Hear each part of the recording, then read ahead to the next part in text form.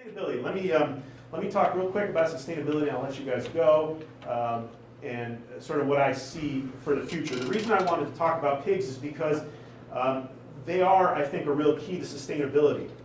We have craft breweries popping up all over the place. We have bakeries. We have healthy grocery stores. We have farms left and right. The pig is the perfect way to turn all these waste streams into a uniquely saleable New England product. I don't actually make as much use of waste on my farm right now as I would like to. We get a lot of farm waste from some local farms and stuff, but I'm just right now too busy to go chasing after brewery grain. But I think it's a wonderful idea. If you have a brewery or something near you, talk to them. I see it as a marketing possibility. I would love there to be two or three pigs on every small farm throughout Connecticut. Sell them to your CSA members, sell them to people you know, sell them to friends and family. Start there. And I see it as a real grassroots way to try to re-achieve New England's food sovereignty little by little. I think this is a perfect entryway because it is a low bar for getting back into raising livestock. This is a very good start. I see CSAs with pork included all winter long, a thriving heritage breeding network throughout New England. I don't know, I think it's a real, there's possibility there. And as I'm getting to the point in my career where I'm like sort of tapped out, I've got 90 pigs right now on the ground, which is more than I want to have. I want other people to start taking up the call and to go out, raise pigs, show people what real pork tastes like, how it should be raised, and bring it back to New England. Will those brewery grains be free for the most part, or they should if you're willing to pick them up? Yeah. So I mean, that's the benefit is you're taking things that are. When I was first starting, I was picking up a lot of bread from like Wonder Bread brewery, not brewery, bakery and stuff, and making use of that because it was cheap and it was available, and I was obviously trying to get started, and I wouldn't feed it as a sole ration. But I sort of stopped doing that because I wasn't happy with what it felt like to me. It felt like I was doing, like I was cheating. But now with hindsight, I'm looking back and I'm saying, well, really that was the most sustainable thing. You're taking something that's destined for a landfill and you're making use of it. As long as you don't use that as your only source of feed, I think you have to sort of weigh out what you value more. Do you value the letter of the law organic, which I certainly know I appreciate and I look for in my vegetables and everything, or are you trying to keep your eyes on sort of a bigger idea of sustainability as we live today?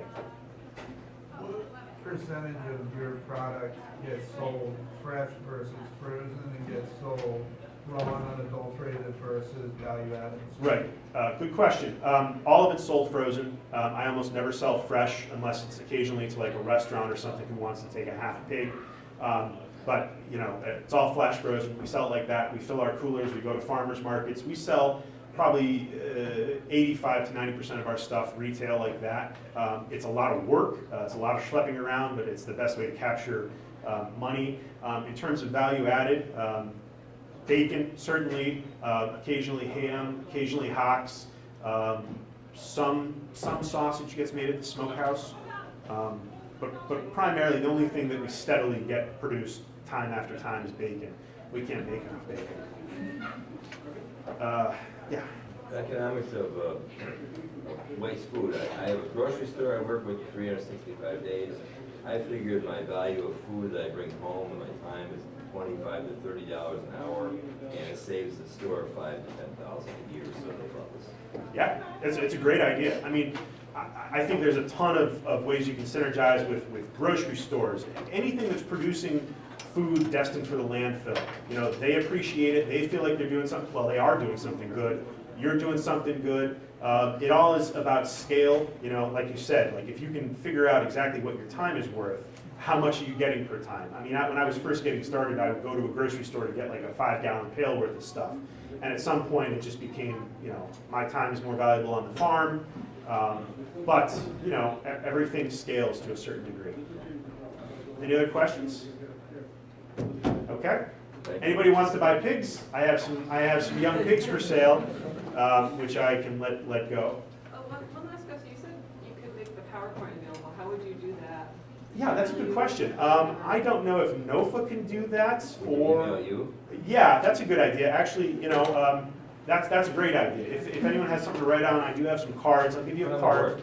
Yeah, look at that. Let's see here. It's just Truelove Farms. Well, look at this. At Gmail. And just say that you attended the lecture or the discussion, and you'd like a copy of the PowerPoint, and that'll be good. And also, this, I think, is going to be made available. We'll have to check to see exactly when and where, but for review. But there's quite a bit of, hopefully, valuable stuff in here. Oh, including a list of reading, both stuff specifically about how to raise pigs and also philosophically, which I think really comes into its own. So there we go. All right. Thank you all very much for attending. I'm sorry I dragged on so long and didn't get to everything, but pigs are great. There's a lot to talk about.